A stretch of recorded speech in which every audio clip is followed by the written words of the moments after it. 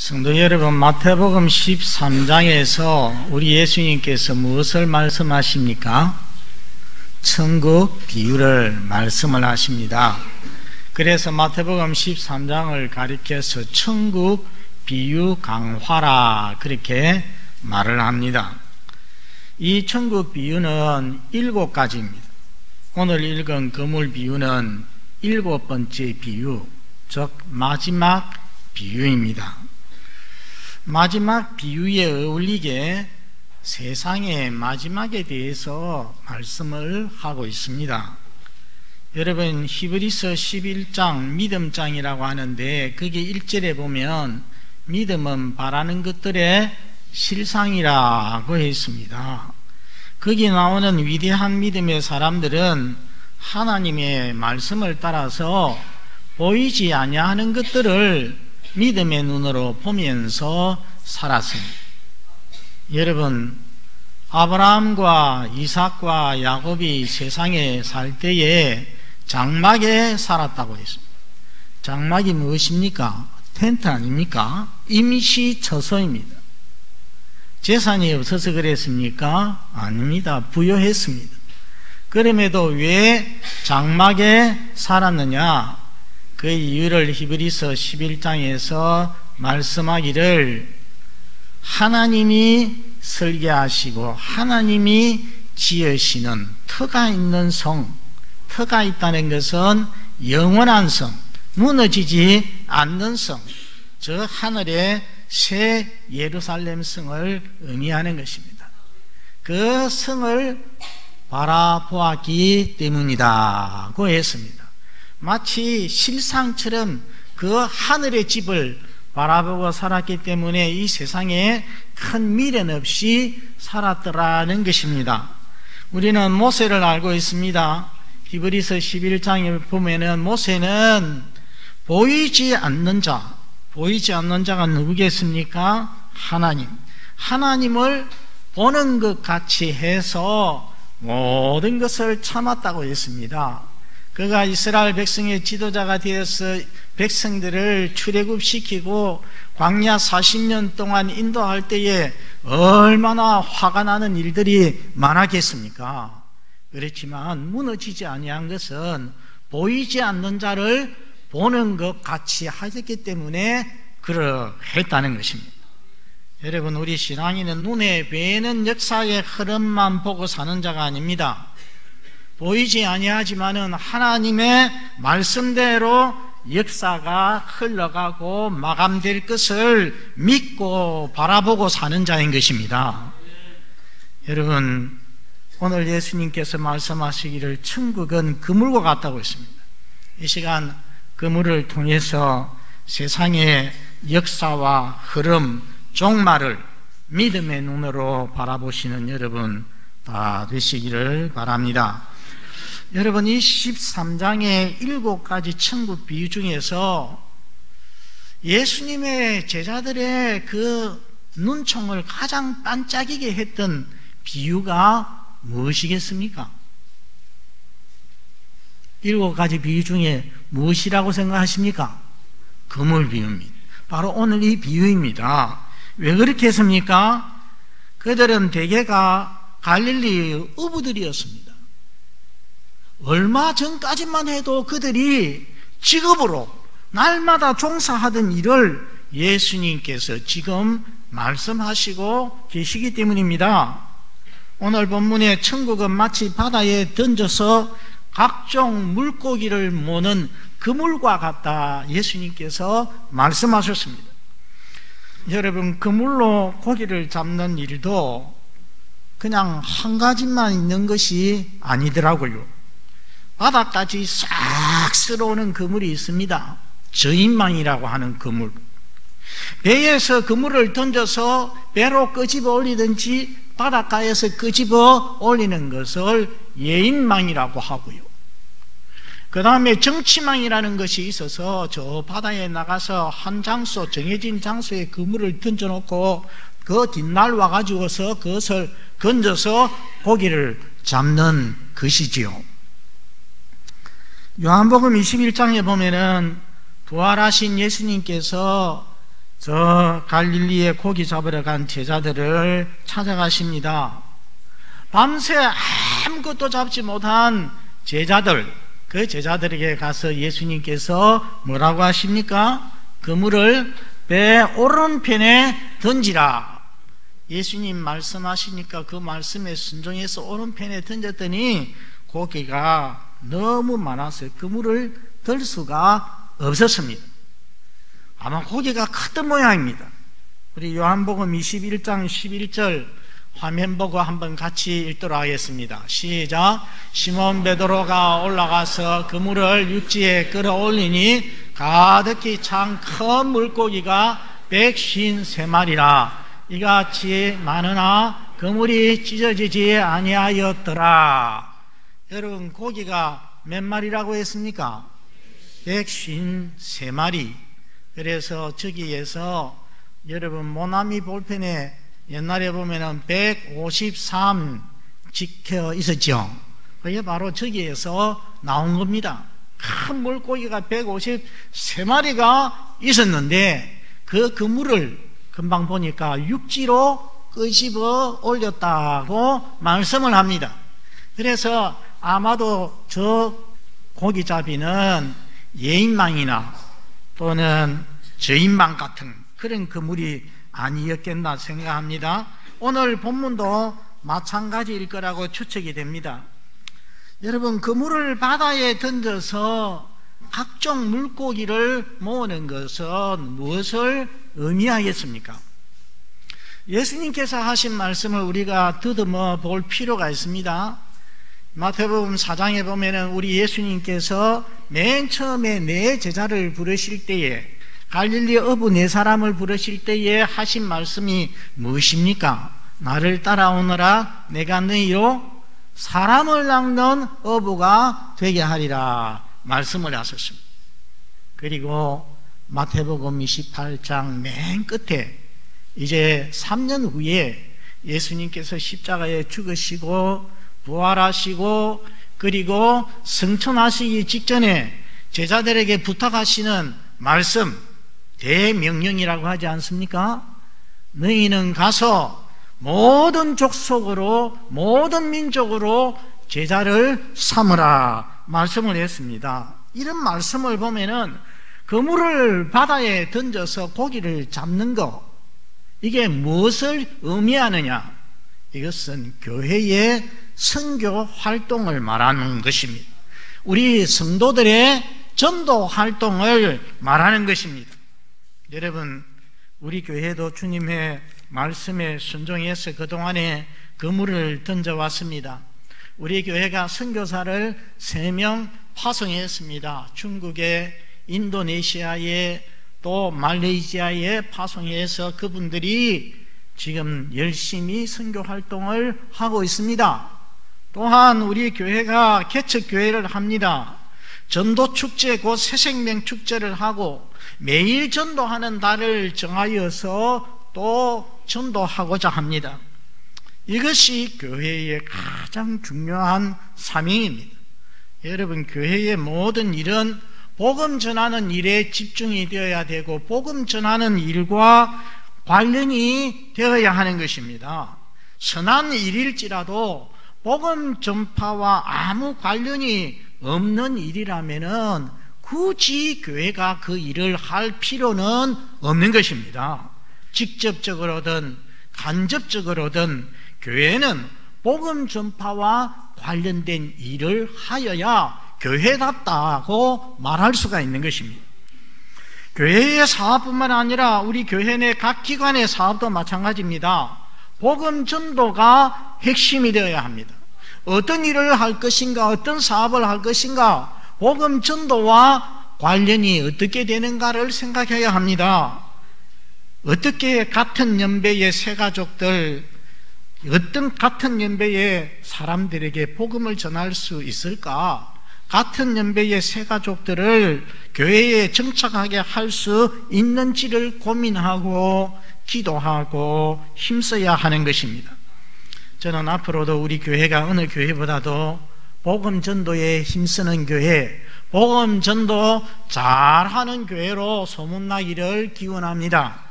그리고 우리 성도 여러분들도 복음의 그물을 던져서 사람 낚는 일을 잘 감당하시기를 바랍니다. 우리 하나님 앞에 섰을 때 가장 칭찬받을 성도가 어떤 사람이겠습니까? 이 그물을 잘 던진 사람, 그래서 사람을 많이 낚은 사람이 주님 앞에 가장 큰 영광을 얻게 될 것입니다. 여러분, 내가 눈을 감기 전에, 내가 이 세상을 떠나기 전에 한 사람이라도 반드시 천국 길로 인도하고야 말리라고 결심하고 다짐하고 위에서 기도하고 꼭 이루시는 성도가 되시기를 바랍니다. 다음 48절에 보면은 그물에 가득함에 물가로 끌어낸다고 했습니다. 뭐가 그물에 가득하다는 것입니까? 고기가 가득하니까 그물을 물가로 끄집어낸다고 했습니다. 고기가 그물에 가득하면은 어부가 어떻게 하냐? 물가로 끌어낸다고 했는데, 생각해 보면은 물고기가 그물에 걸리기 전에는 아주 자유롭습니다. 그러나 그물에 걸리고 나면은, 그래서 어부가 그물을 당기기 시작하면은 자유가 조금씩 없어집니다. 헤엄치는 것이 조금씩 불편해집니다. 시간이 갈수록 그물이 더 조여지고 그리고 더 자유가 없어집니다. 나중에는 물에서 나와서 그물 안에서 파닥거리죠. 막 파닥거립니다. 그리고는 운명의 시간을 기다리는 것입니다. 여러분, 고기가 그물에 가득하면 어부가 그물을 끌어올리는데, 이것을 복음 전도와 관련해서 생각하면은 어떤 의미가 되겠습니까? 복음이 온 세상에 전파되면은 그때서 끝이, 세상 끝이 온다는 것입니다. 마태복음 24장 14절, 우리 앞에 보고 한번 같이 읽어보겠습니다. 시작. 이 천국 복음이 모든 민족에게 증언되기 위하여 온 세상에 전파되리니 그제야 끝이 오리라. 우리 예수님께서 말씀했습니다. 여러분, 세상 끝은 이 세상 사람들이 생각하는 대로 무슨 핵폭탄이 터져서 또는 빙산이 녹아서 우주인이 쳐들어와서 되어지는 것이 아닙니다. 우리는 성경을 통해서 분명히 알 수가 있습니다. 주님의 재림으로 인하여서 이 세상이 끝이 나는 것입니다. 그런데 주님의 재림이 언제 있게 된다는 것입니까? 복음이 온 세상에 전파될 때에. 그런데 복음이 온 세상에 전파된다는 이 말씀이 상당히 의견이 많습니다. 이게 무슨 뜻인지, 이게 과연 모든 민족, 모든 부족에게 한 부족도 빠짐없이 복음이 다 전파되어야 한다는 말인가? 아니면은 대체적으로 온 세상에 모든 민족에게 복음이 전파되어야 한다는 말인가? 논란이 있습니다. 랄프 윈터라고 하는 신학자가 있습니다.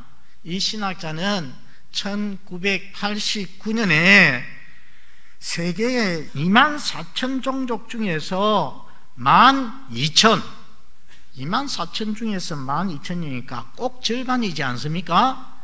절반에게 복음이 전파되었다고 발표를 했습니다. 그리고 2000년대에 이르러서는 이제 4,000이 더 늘어서 16,000 종족이 복음을 들었다고 하고, 그래 되면 얼마가 남습니까? 8,000 종족이 남는데, 그때부터 지금까지 약 20년이 조금 안 되게 흘렀습니다. 숫자적인 계산을 해보면 지금쯤은 거의 지구상의 거의 모든 종족에게 복음이 전파되었다고 볼 수가 있다는 것입니다. 물론 이런 숫자적인 계산이 얼마나 신빙성이 있는 것인가, 믿을 수 있는 것인가에는 의문이 있습니다. 그러나 때가 다 되어가는 것은 사실입니다. 성도 여러분, 여러분은 오늘 우리가 살고 있는 이 세상, 이 세대를 어떻게 느끼십니까? 분명한 것은 모든 것이 급변하고 있다는 것입니다. 기후도 급변하고 있죠. 사람들도 급변하고 있습니다. 과학도 유행도 급변하고 있습니다. 도덕관도 급변하고 있습니다. 과거에 수백 년 걸렸던 일들이 이제는 1년도 안 되어서 다 그냥 이루어지기도 하는 것입니다. 뭔가 시간이 뒤로 갈수록 스피디해집니다. 가속도가 붙는 것 같은 그런 느낌을 우리가 가진다는 것입니다. 저는 어쩌면 이것은 하나님께서 역사의 그물을 점점 당기고 있는 것이 아닌가, 점점 역사의 그물을 조이고 있는 것이 아닌가 생각을 합니다. 두려운 일이죠. 분명한 것은 우리가 사는 이 시대는 그냥 말세가 아니라 말세지말, 말세 중에서도 말세 중에서도 맨 끝에 해당된다는 것입니다. 마지막으로 생각할 것은 49절, 50절 마지막에 있는 말씀입니다. 세상 끝에도 이러하리라 했는데 어부가 그물을 끌어내어서 좋은 것과 못된 것을 구분을 합니다. 여러분, 지금까지는 육지에 이 그물을 끌어내기까지는 어떠했습니까? 그물에 이 고기 저 고기, 그 다음에 큰 고기 작은 고기, 그 다음에 먹을 수 있는 고기 먹을 수 없는 고기 막 뒤섞여 있었습니다. 그런데 이제는 그물을 끌어 올리고서는 이것을 고기를 구분하기 시작하는 것입니다. 세상 끝에도 그렇다는 것입니다. 주님 재림시에 주님께서 큰 나팔 소리와 함께 천사들과 오시는데 주님께서 천사들을 보내어서 악인 의인들 가운데서 악인들을 구별하시리라고 하셨습니다. 택하신 자들과 그렇지 않은 자들 섞여 있었지만은 마지막에는 구별이 되는 것입니다. 참 신자와 거짓 신자가 섞여 있었지만은 그때에는 구별이 되는 것입니다. 의인 중에서 악인을 갈라내신다고 했습니다. 여러분, 그렇게 믿으십니까? 예, 우리는 분명히 믿어야 됩니다. 우리 주님의 말씀입니다. 갈라내어서 어떻게 합니까? 우리 50절을 같이 한번 읽겠습니다. 50절 시작. 풀무불에 던져 넣으리니 거기서 울며 이를 갈리라.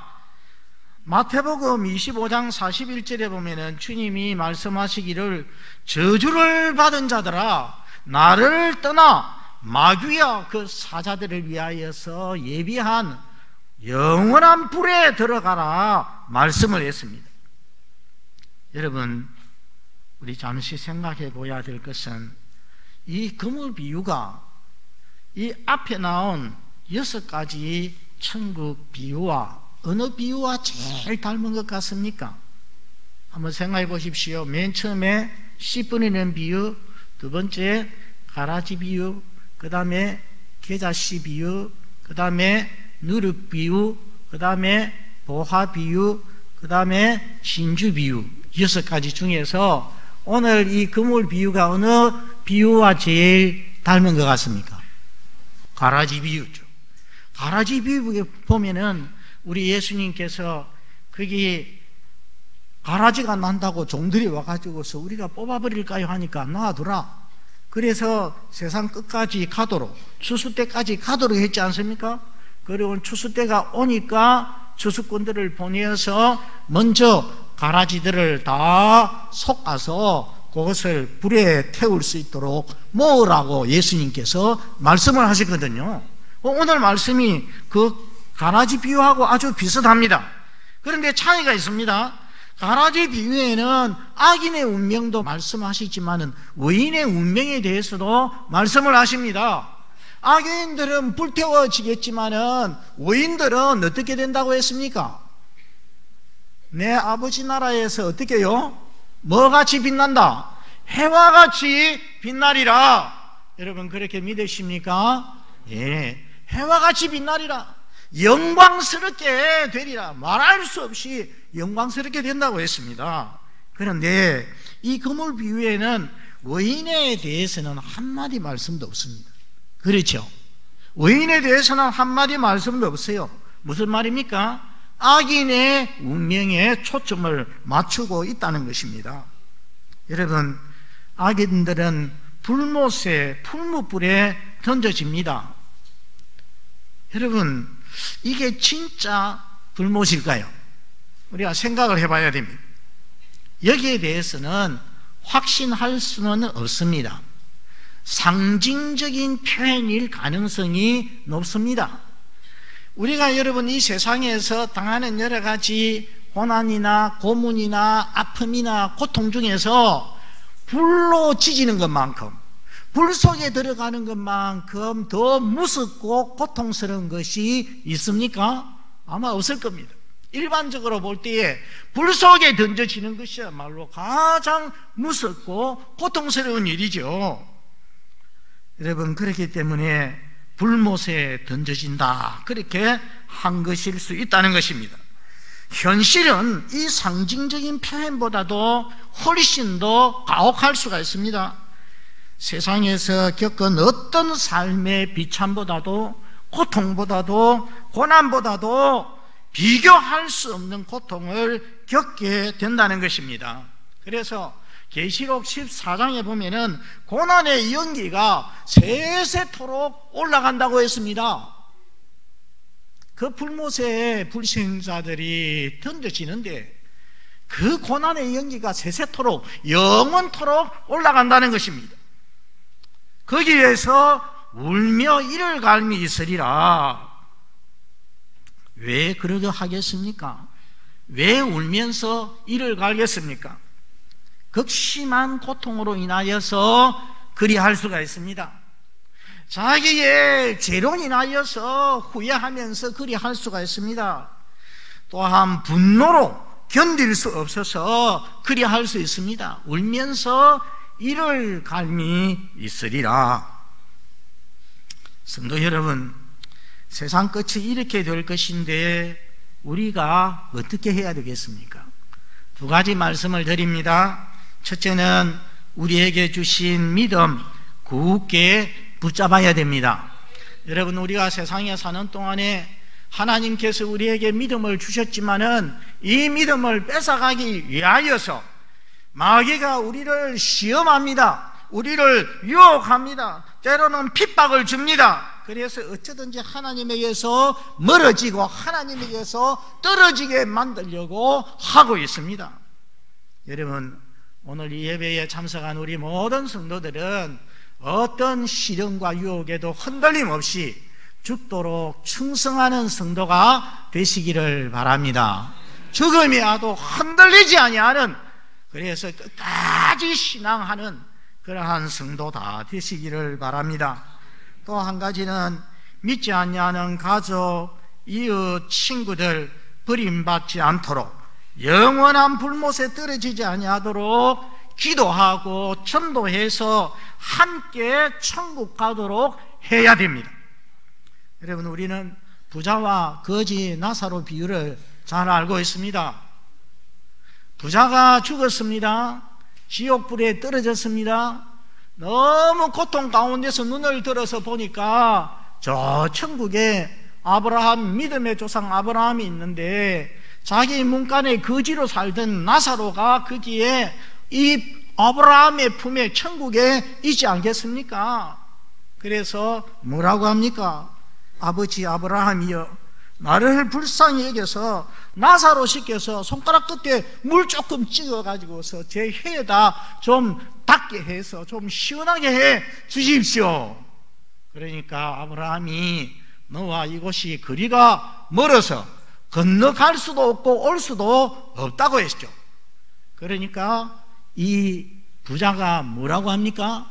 그렇다면은 나사로를 세상에 보내어서 내 아버지 집에 보내어서 내 아버지 집에 5 형제가 아직 살아있는데 5 형제들에게 말하여서 이곳에, 이 고통스러운 곳에 오지 않게 하소서. 그러니까 세상에서는 또 전하는 자가 있다, 그리 할 수가 없다고 했습니다. 여러분, 이 비유가 주는 교훈이 무엇입니까? 여러 가지가 있겠지만은 이 비유가 주는 교훈은 이 세상에 살아있을 때가 기회라는 것입니다. 이 세상에서 죽고 나면은 더 이상의 기회가 주어지지 않는다는 것입니다. 지옥에 간 영혼이 다시 살아날 수 있는, 다시 천국에 오를 수 있는 기회가 전혀 없다는 것입니다. 그렇기 때문에 우리 성도들, 죽으면은 기회가 없는 줄 알고 우리가 살아있을 때에 우리로 인하여서 내 사랑하는 가족, 내 친구, 내 이웃이 구원받도록 최선을 다하여야 한다는 것입니다. 여러분, 오늘 이 건물 비유를 기억하시고 끝까지 믿음에 충성하는 성도가 되시고, 그리고 어쩌든지 복음 전도에 힘써서 사람을, 영혼을 영원히 살리는 복된 우리 성도들 다 되시기를 바랍니다. 기도하겠습니다.